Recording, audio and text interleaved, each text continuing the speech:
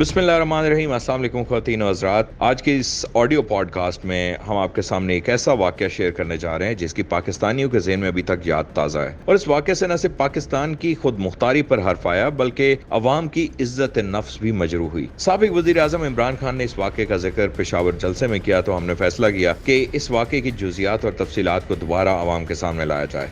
2011 के इस वाक़े में रात के अंधेरे में छुपकर पाकिस्तानी अफवाज पर हमला किया गया। अमरीका की जानिब से, नेटो अफवाज की जानिब से मुतअद्दिद पाकिस्तानी जवानों को इस हमले में शहीद कर दिया गया, जबकि कई जख्मी हुए। शुहदा में 2 अफसरान भी शामिल थे। इस वाक़े की जुज़ियात में जाए तो अंदाजा होता है कि ये वाक़या सोचे समझे मंसूबे के तहत पेश आया। 11 नवंबर को अमरीकी क़यादत में नेटो के 2 अपाची हेलीकॉप्टर्स, एक गनशिप हेलीकॉप्टर और 2 फाइटर जेट्स ने पाकिस्तान की सरहदों का तकद्दुस पामाल किया, पाकिस्तान की सरहदों को अबूर किया और सलाला के इलाके में 2 पाकिस्तानी चौकियों को हमले का निशाना बनाया। ये एक ऐसा हमला था जिसके नतीजे में 28 फौजी शहीद हुए और शहीद होने वालों में एक मेजर मुजाहिद और एक कैप्टन उस्मान अली भी शामिल थे। इस वाक़े से पाकिस्तान भर में अमरीका के लिए नफरत में बेहद इजाफा हुआ। इस हमले के पहले हिस्से में चौकियों का राब्ता मुकम्मल तौर पर काट दिया गया, जिसकी वजह से पाक फ़िज़ाइया को इस वाक़े की बर वक्त इत्तला न मिल सकी और इस दौरान पाकिस्तान की जानिब से नेटो हेडक्वार्टर से बार बार राब्ता किया गया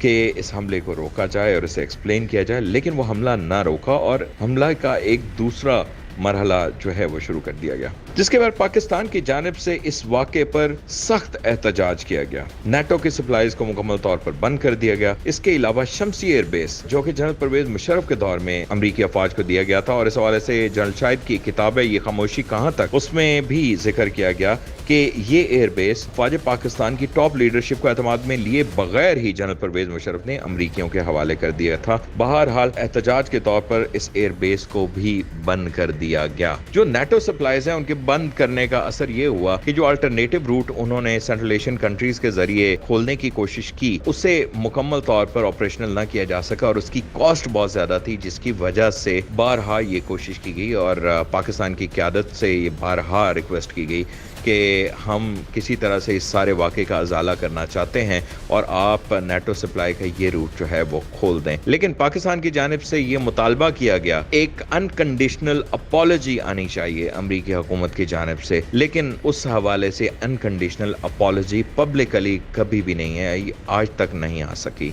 लेकिन बाद में एक मिडिल ग्राउंड तय हुआ। जो वज़ीर ख़ारजा थी उस दौर में हिलरी क्लिंटन, उन्होंने पाकिस्तान के वज़ीर ख़ारजा हिना रब्बानी खर से टेलीफोन में बात की और उसके बाद एक एलामिया जारी किया गया जिसमें बताया गया कि उन्होंने इस पर अपोलोजाइज किया, जिसके बाद नेटो सप्लाई लाइंस जो हैं वो दोबारा खोल दी गई। तो पाकिस्तानियों, ये सारे का सारा एक ऐसा वाक़या है जो हमारी तारीख के अंदर एक स्याह बाब की तरह आज भी मौजूद है और इस वाक़े के अंदर बड़ी ही दिलचस्प और हैरान कुन जो तफसीलात हैं वो सामने आई और इसकी वजह से पाकिस्तान और अमेरिका के ताल्लुकात को एक नाकाबिले तलाफी नुकसान पहुंचा। इस वाक़े की थोड़ी सी मुहरकात के बारे में बात कर लें। जो अमेरिका की जानिब से मौक़िफ़ दिया गया वो मौक़िफ़ ये था कि अफ़गान एक इलाके में तालिबान के खिलाफ ऑपरेशन कर रहे थे और सरहद पार से पाकिस्तानी चौकियों की जानिब से फायरिंग की गई, लेकिन बाद में पाकिस्तानी ऑफिशियल्स ने, पाकिस्तान के मिलिट्री ऑफिशियल्स ने प्रेस कॉन्फ्रेंस में ये कहा कि आप इस हवाले से हमें कोई एविडेंस दें, लेकिन अमेरिका की जानिब से वो एविडेंस कभी भी सामने नहीं लाया गया।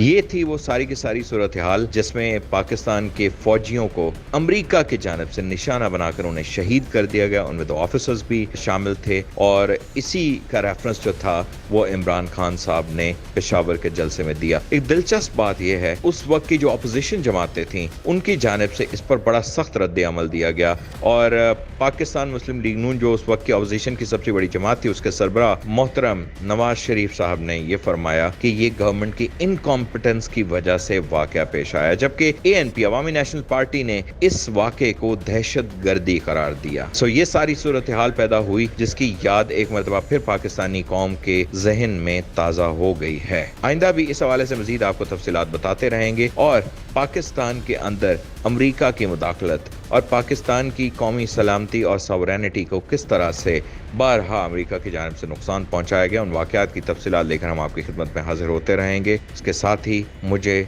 और पाक तुर्क न्यूज़ को इजाज़त दीजिए। अल्लाह हाफ़िज़।